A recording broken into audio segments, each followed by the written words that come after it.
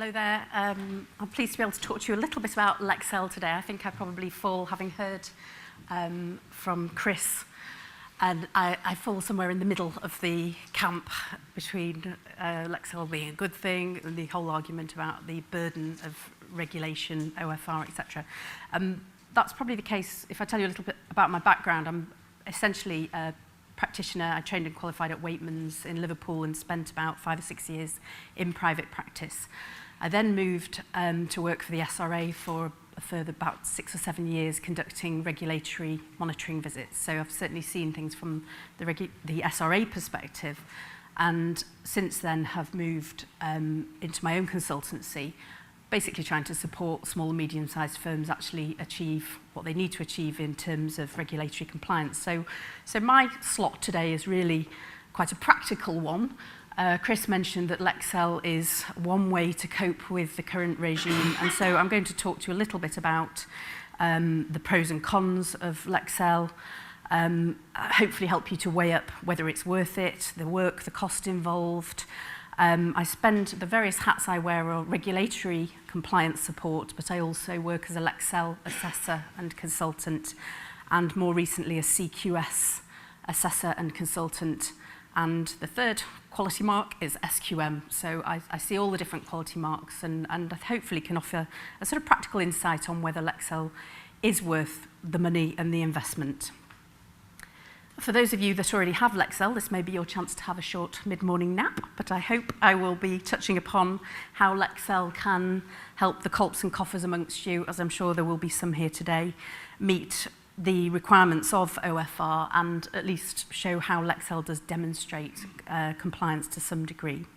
I'm going to talk a little bit about what Lexcel covers, but only a brief summary of what it covers, and hopefully give you some practical examples about how a Lexcel firm might mark itself out in terms of not falling foul of certain issues. And lastly, talk a little bit about what an assessment actually entails to hopefully take away a little bit of the fear factor of the thought of having some sort of audit. So what is Lexcel? It's a practice management standard. It's an international practice management standard. It's not exactly dominating the world, as you can probably imagine, but there are firms out in the Middle East now. I go to Ireland occasionally, and I'm still waiting for my visit to Barbados, but it hasn't quite come off. So it is being branded internationally, and the take-up rate is increasing all the time. SQM firms, those of you that offer publicly funded work, now have the option to be Lexcel accredited instead of SQM. So there's a further body of about 3,000 firms that may well opt for Lexcel over time. It's the only quality mark that's specifically designed as a framework for legal practice and practice management as a whole. It's a flexible standard. So back to the issue of OFR. It doesn't prescribe in absolute terms how you implement Lexcel within your practice, and what is required is often for you to determine, subject to the size and structure of your firm. So for a small practitioner, sole practitioner for example, marketing and business planning may be a fairly straightforward and simple exercise, a couple of sides of A4, address your mind to what you need to do, perhaps have a fairly simple marketing approach. It may be that you're a sole practitioner that ticks along perfectly nicely without doing any marketing at all. Lexcel doesn't require you to have a marketing plan that takes you in a different direction. It simply says that you have to have addressed these things. Similarly, file reviews, which dovetails completely with the requirements of OFR. The numbers of file reviews from a Lexcel perspective are for you to determine. It's not prescriptive, it just needs to be a regular system of file reviews. But the huge benefit of this as a practice management standard is, in my view, quite simply the discipline. It's the discipline of having an outside auditor coming to your practice on a yearly basis. And I've come to that conclusion over several years of working within the SRA, working as a Lexcel consultant and as a Lexcel assessor. It makes you go down the route of achieving compliance. Most firms really know pretty much what they should be doing. They just fall short of their own standards through the basic day-to-day firefighting, the prioritising work over systems and procedures. So things like file reviews, updating client care documents, having central records that are organised, which you can review, systems for managing risk, appraisals for staff, all those things typically end up over time and in the wrong set of circumstances being something we used to do but we've let slip. What does Lexcel do? It basically makes you do it. It makes you pull your socks up all the way through the year, and in particular coming towards your annual audit, and you get the files off the floor, you make everybody close those dead files, you review your policies, you get the new policies in place that are coming with version 5, which again dovetail nicely with OFR. It pulls you up by your bootstraps and makes you apply that degree of rigour and consistency to your systems and procedures, which in the absence of that kind of rigour, in the absence of having a third party coming in, quite simply firms don't do it, they let it slip. And if that's the only message I impart today, that's probably the most important one. Every person in this room could aspire to Lexcel, could implement Lexcel without any of the cost. You could simply go through the self-assessment checklist and say, yes, I'll have a policy for this and I'll have a policy for that. There's countless products out there that can give you the policies on a plate, but it's the implementation of them that's the tricky bit. And it's the implementation of them that your auditor comes back to you to check on year in, year out. So you don't just start off with a nice office manual, you continue with a nice office manual. You don't just start off with all your fee earners knowing what they should really do in the event that the risk of a matter changes. That consistently continues to be the case because every year they're asked by an external person. There's a degree of fear involved, which is always something that makes people behave the way they should. Essentially, they're asked by somebody like me, who do you report to when you have a risk issue? Who's in charge of X, Y, and Z, quality and diversity, health and safety? Who's responsible for finances? What are you doing in the event that there's a disaster? What happens? Who are the key people responsible? And so in that way, the whole thing is kept live and meaningful because you can't simply just have a paper office manual that sits on a shelf. That won't get you Lexcel. You have to integrate it and implement it. So the nature of any risk management system is it's really designed to manage the unusual risk issue, the errant fee earner, the dishonest cashier. And I suppose from your perspective, the way up is it really worth all that effort for this very unlikely possibility?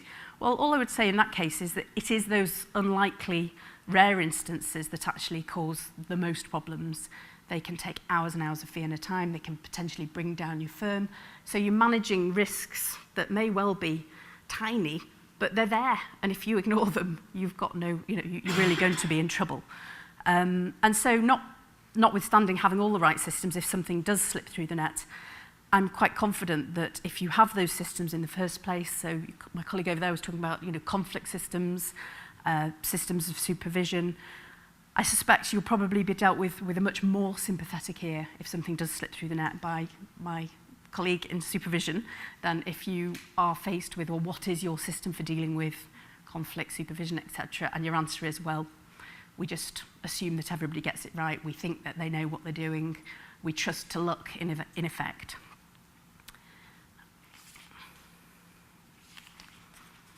So I'm also going to cover benefits to your practice in a general sense. What's the catch? What are the negative side? What doesn't it cover? What does it cover?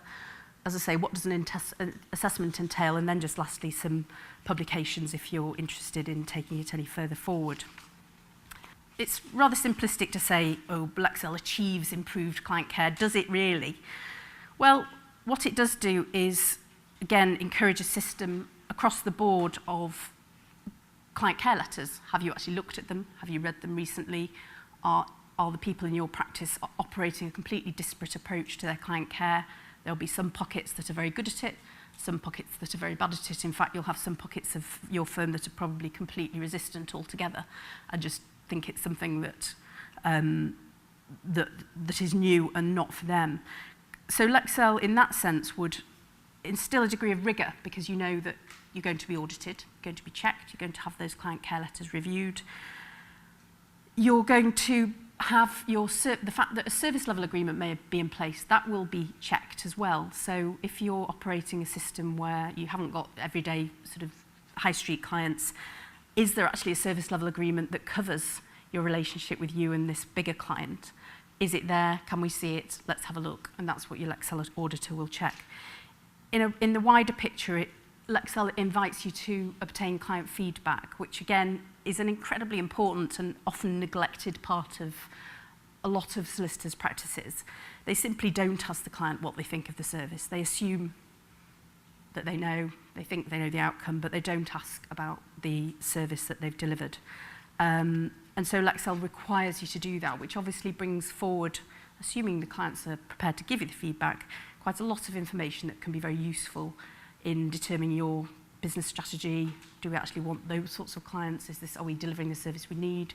Are we giving the right information? Are we presenting the brand that we're actually aiming for, or is this something going horribly wrong?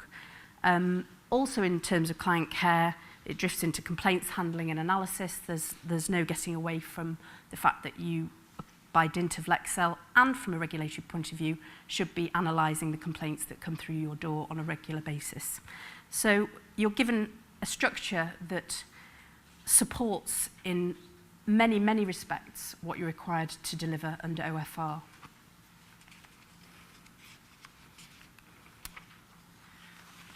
In terms of, I think I've got one slide along, let's have a look. A more structured approach to risk management. So we talked about improved client care. Again, apart from the issue of the rigour of an annual audit, the other issue that really marks Lexcel out from many other quality standards, so SQM, for example, and from firms that don't implement a quality standard, is the rigorous approach to the issue of risk. So you ask yourself, what do you consider by, what are your risk systems? When I was doing practice standards unit visits, we would often ask the question, what do you think of risk? What's risk? What does risk mean for you? And often the answer would come back in a very narrow sense. For example, a firm would say, well, we check the ID of our clients, full stop. That would be their view of risk. It would be a very limited one. Lexcel requires that you consider risk from the perspective of business continuity, business planning, so you've got a strong strategic element that you have to have considered and thought through, which obviously brings significant business benefits, the very fact that you're doing it. Operational risk, so it's saying, on those files that are opened, are your fee earners actually addressing their mind to the risks associated with that particular set of instructions? Are they continuing to do that throughout the lifetime of the matter? And lastly, regulatory risk. So are you complying with all your regulatory, are you ticking the regulatory boxes in terms of things like money laundering, mortgage fraud, data protection? So it gives you a rigour and a structure that, again, parts of the picture may well exist in a firm that doesn't have this sort of quality mark, but it gives a structure that is comprehensive.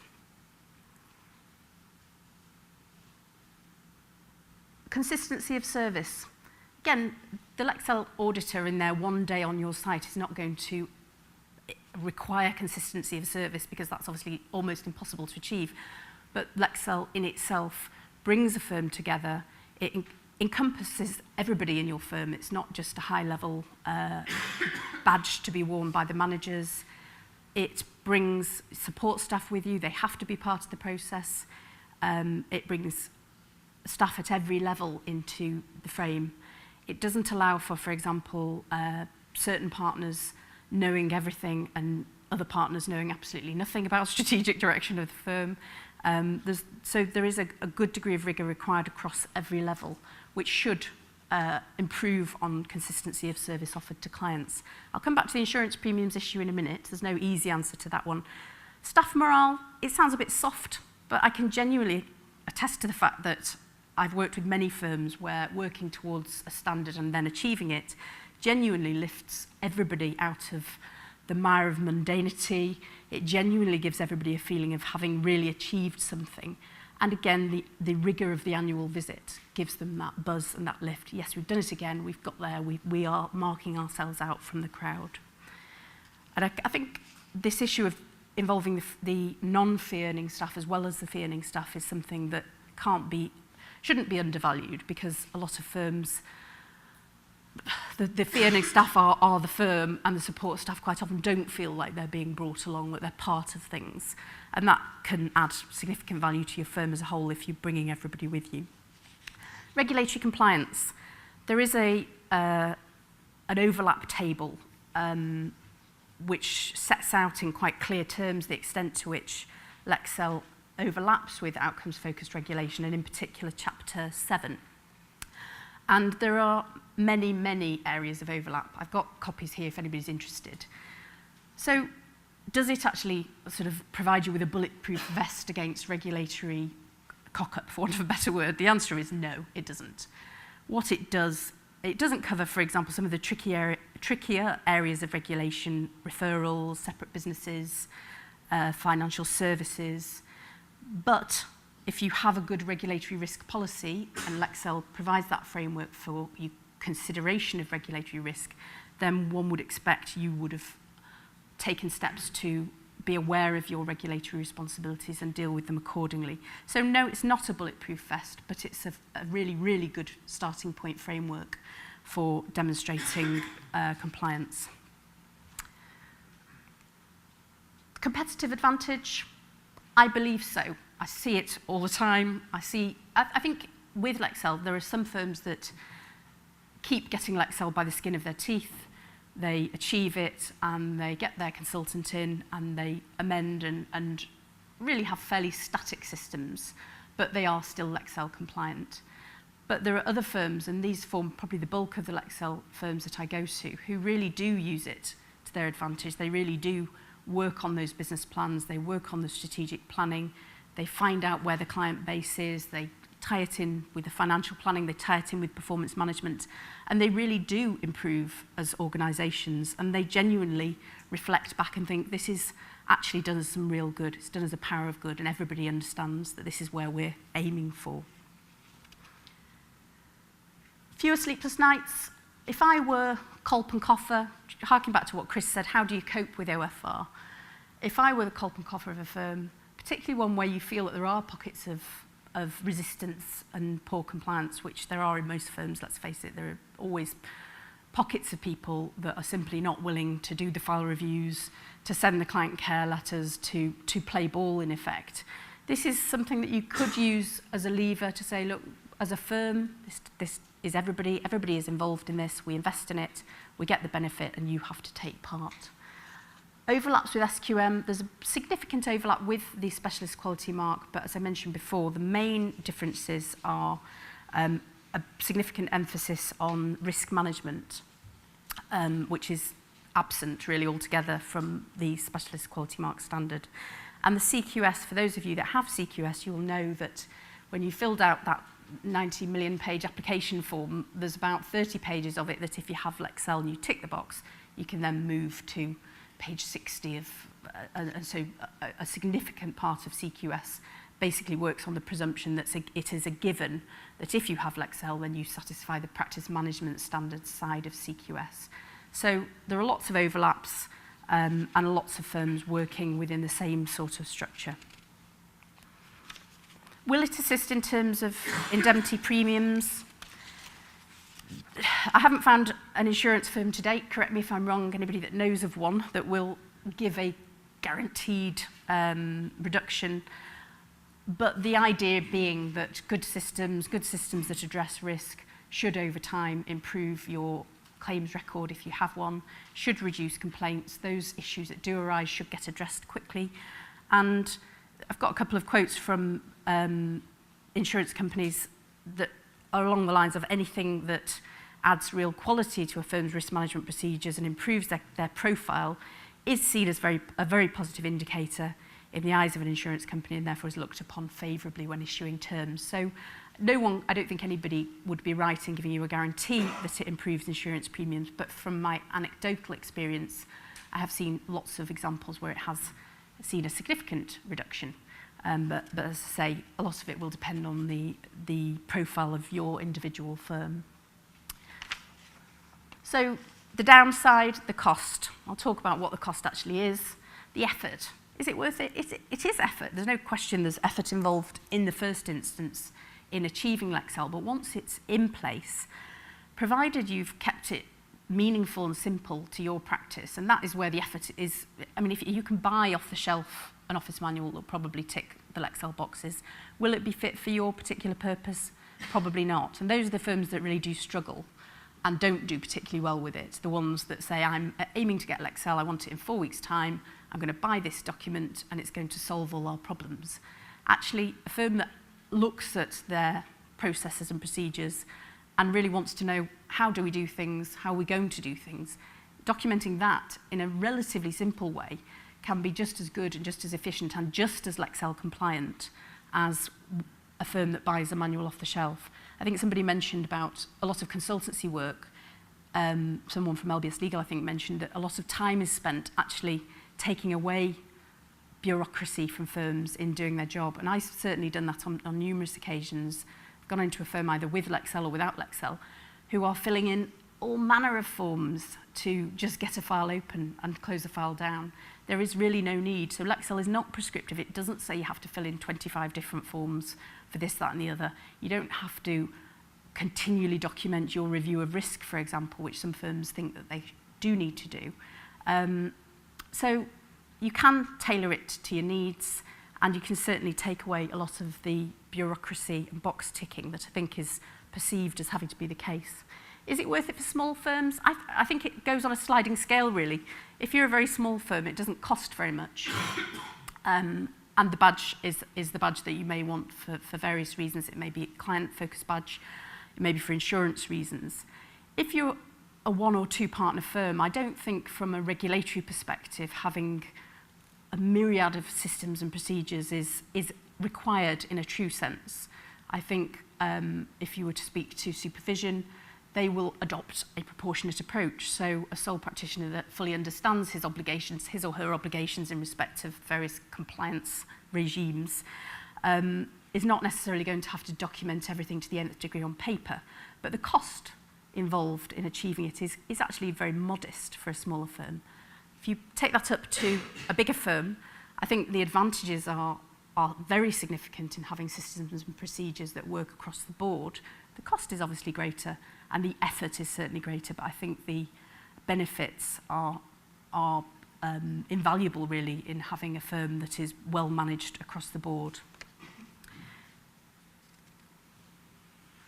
How much paperwork is involved? Well, as I mentioned, it's really up to you. You don't have to have massive amounts of paperwork. It doesn't have to be paper-based at all. You can have the whole thing on an IT system. You can have your files on IT. There's no need for it to be reams and reams of paperwork. In fact, that's less than, I rarely see paper-based office manuals these days. More often than not, they're on intranet sites and that kind of thing.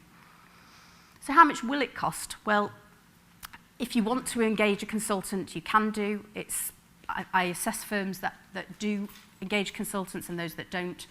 And there's no right or wrong. Occasionally, firms that think that they can wing it do quite badly. But on the whole, if you've put your effort into it and you've gone through the self-assessment checklist, most firms are there or thereabouts by the time it comes to their assessment.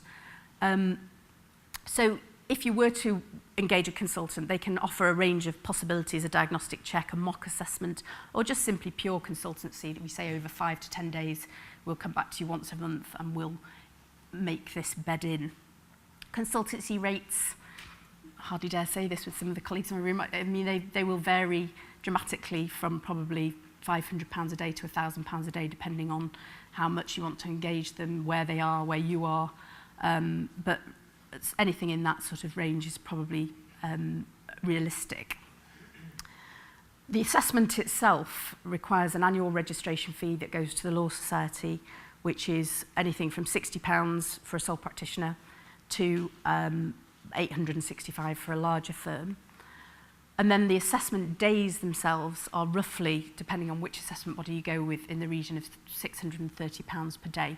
So if you were a sole practitioner, and you, in effect, did it yourself and thought, right, well, I can put this in place myself without any problems, or a small firm, then you're looking in the region of about £700 per year to have the benefit of this. The actual duration guidelines give you an idea of how long an assessment might be. Typically, small to medium-sized firms are roughly between 1 and 2 days for the first year. In years 2 and 3, that chops in half. You have a much shorter visit. So some firms that I see that are small, I literally go and I'll have a half a day with them, year 2 and year 3. Year 4, you have a full reassessment again.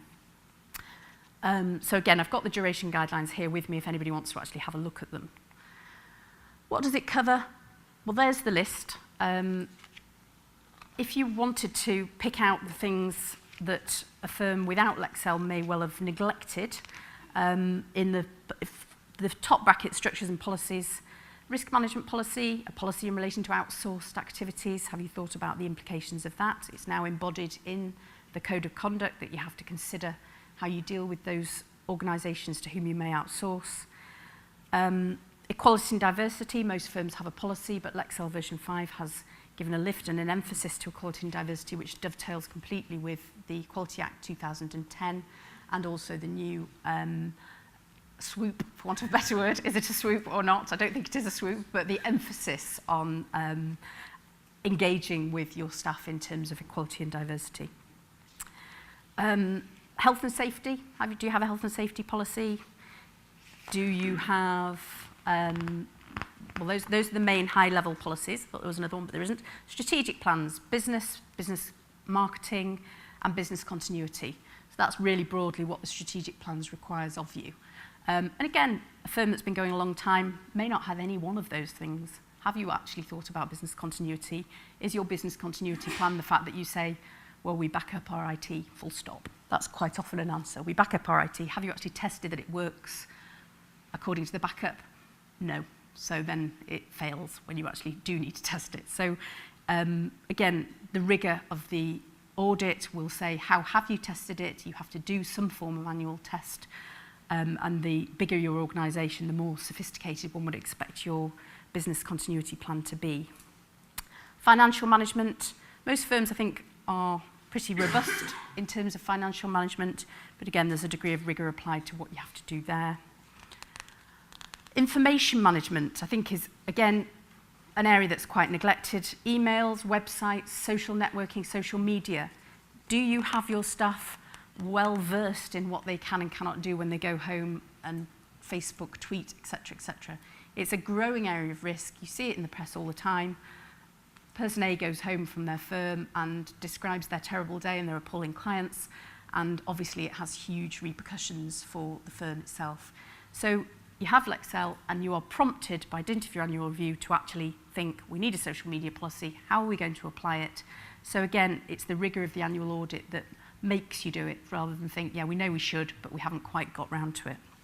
And just wrapping up, what happens prior to the visit? You would have a self-assessment checklist. I've got copies here. You complete it and you send your auditor your office manual. While you're on site, they will conduct interviews with staff at every level, including support staff. They will review files and give you feedback on those, and they will check that your central records actually do exist in the way that they're supposed to exist. So, for example, you will have a central record of complaints, claims, risk notifications.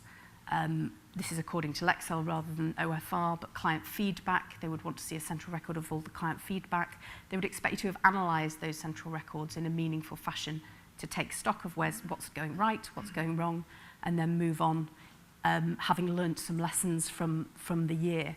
Again, all of it is valuable and meaningful in the context of OFR and can't be undervalued.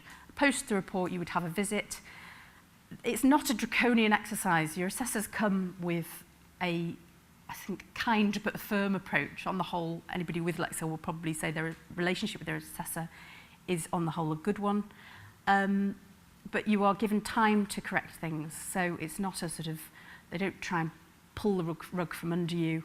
You're given time to put things right if things are wrong, and then, assuming you do that, then you press on. But it's the rigour and the annual nature of the audit that provides the value without question.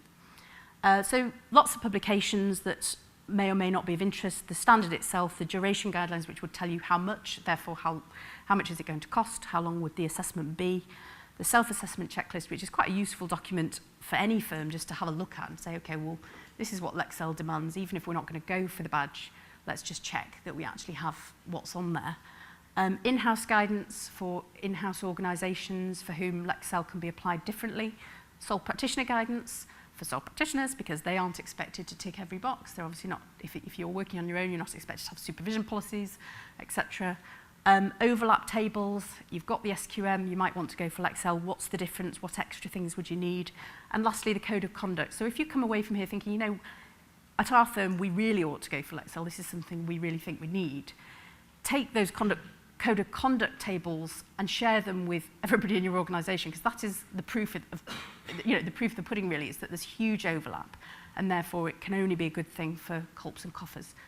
And just lastly, on the subject of culps and coffers, I've not really talked about it much, but I really think if I were a culp or coffer, particularly the culp role, Lexcel gives you that framework, a management framework, that would allow you, I believe, to demonstrate, if your staff are adhering to it and they understand the procedures that are in place, that you are doing your best as an individual to receive all the reports, to know what's going on in your firm, to have the central records, to demonstrate your own accountability, really.